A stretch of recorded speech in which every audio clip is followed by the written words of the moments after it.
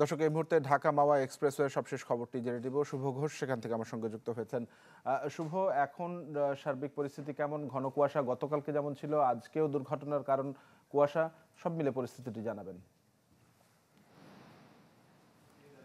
তানভীর, আসলে যে পরিস্থিতিটি চলছে ঘন কুয়াশার কারণে কিন্তু ঢাকা মাওয়া এক্সপ্রেসওয়েতে যানবাহনের যে সড়ক দুর্ঘটনা সেটি কিন্তু বাড়ছে। তো এমন পরিস্থিতিতে কিন্তু চালকদের সতর্ক এবং সচেতন থাকার কোনো বিকল্প নেই এবং সচেতন থেকে যানবাহনের গতি নিয়ন্ত্রণ করে গাড়ি চালাতে হবে, এমন পরামর্শই কিন্তু আইন শৃঙ্খলা বাহিনী দিয়েছে।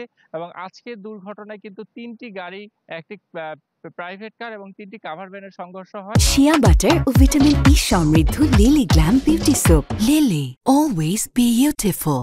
এবং এতে কিন্তু পান্না বণিক নামে এক নারী নিহত হয়েছে এবং তার মরদেহ হস্তান্তর কিন্তু প্রক্রিয়াটি চলছে। আমরা হাসারা হাইওয়ে পুলিশ থানার যে ইনচার্জ রয়েছেন আব্দুল কাদের জিলানী, আপনার কাছে জানতে চাইবো, এই দুর্ঘটনার সংখ্যা তো বাড়ছে, এটি প্রতিরোধে আপনাদের পক্ষ থেকে কোন ধরনের পদক্ষেপ নিচ্ছেন? আমরা আসলে ধলেশ্বরী টোল প্লাজায় যে মাইকিং সিস্টেম আছে, আমরা ওইখানে মাইকিং এর জন্য ব্যবস্থা রেখেছি। ওইখানে আমরা আজকে থেকে আমরা মাইকিং করব ওইখানে, যাতে চালকদের সচেতন করা যায়।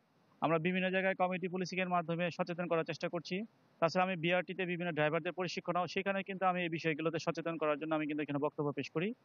এছাড়া আমরা পরিবহন সেক্টরে যারা আছে, বিভিন্ন যাত্রী বা বাসগুলো যখন আমরা মামলা দিই, তখন আমরা যাত্রীদেরকে এবং যাত্রীদের এবং চালকদেরকে কিন্তু আমরা একই কথা বলি যে আপনারা সচেতনভাবে গাড়ি চালাবেন, যেখানে সেখানে গাড়ি পার্কিং করবেন না, যেখানে সেখানে ঘন কুয়াশায় দুর্ঘটনা প্রতিরোধে কি পদক্ষেপ নেওয়া উচিত?